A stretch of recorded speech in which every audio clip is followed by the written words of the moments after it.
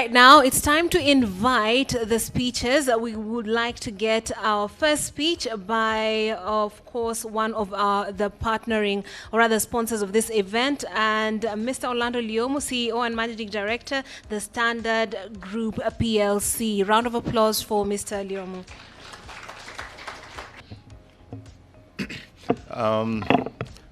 Good evening once again. Because of time, and I believe people have been here for a while, I'll just start by saying all protocols observed.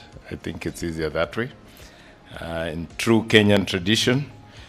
Let me start by congratulating all the winners tonight, and I would also like to extend my gratitude to all the participants, because I believe you cannot have winners without any participants. So thank you to all the schools that took part. Congratulations to all the schools that won. And we do hope that next year, God willing, we shall see more participants and we shall see even new faces winning.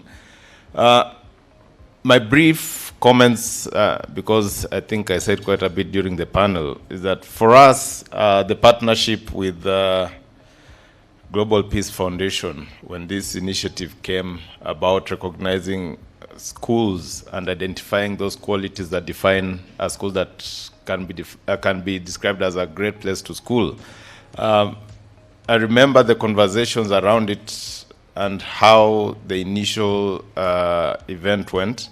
And when this was launched, the whole idea was not really to focus on these awards.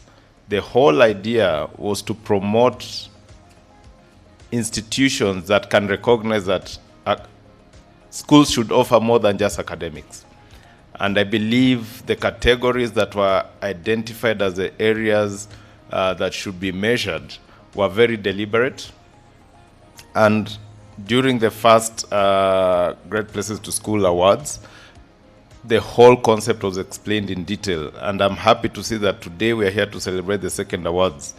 As the Standard Group, and as I said earlier, that education is one of the pillars we pursue with a lot of passion. We want to see these awards expand. Like in the first event, we noticed there were fewer public schools that participated, even though I remember, I think there was one school that had been represented all the way from, I think, somewhere deep in Pokotland. And we saw them winning. So with time, we want to be able to see more schools participate, not because we want to see more winners, but because we want to see more schools accepting this whole philosophy that an education of learning has to be holistic in what it's offering. We want to be able to see students being able to pursue sports as a way of life. We want to see students being able to perform performing arts, things like, acting, music, as a way of life. And I think the window in which you can influence a young person is normally very short. We know about the whole concept of 10,000 hours to become perfect in anything. If you don't start them young, then your 10,000 hours come late. What happens? We miss opportunities. We are very passionate about sports as a media house. We've been partners in one of the areas is golf. And I'm using this as an example. Kenya has been hosting the Kenya Open every year. The government has put a lot of resources towards this Kenya Open. The prize money is actually very attractive. But what is happening? The money goes to foreigners. They come, they play, they beat our locals, and they go out with the money. If we want to see Kenyans winning, we have to start golfers at a very young age. So in terms of all these great places to school, we have to look at where are the opportunities.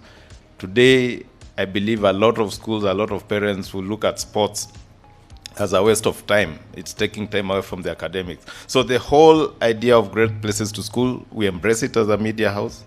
We commit to this partnership, and hopefully we'll push this narrative.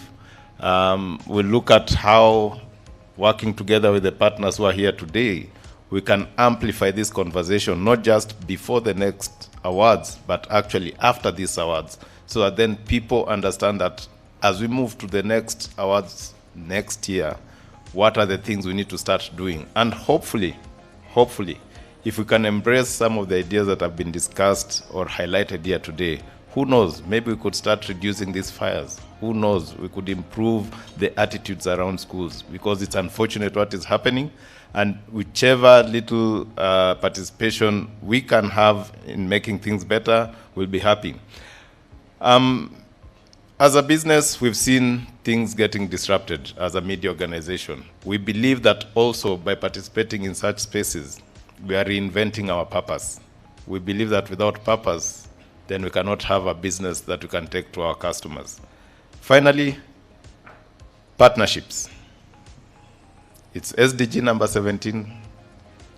It's one of our pillars, and I believe the reason we are here successful tonight is because of partnerships. I'm calling on more entities.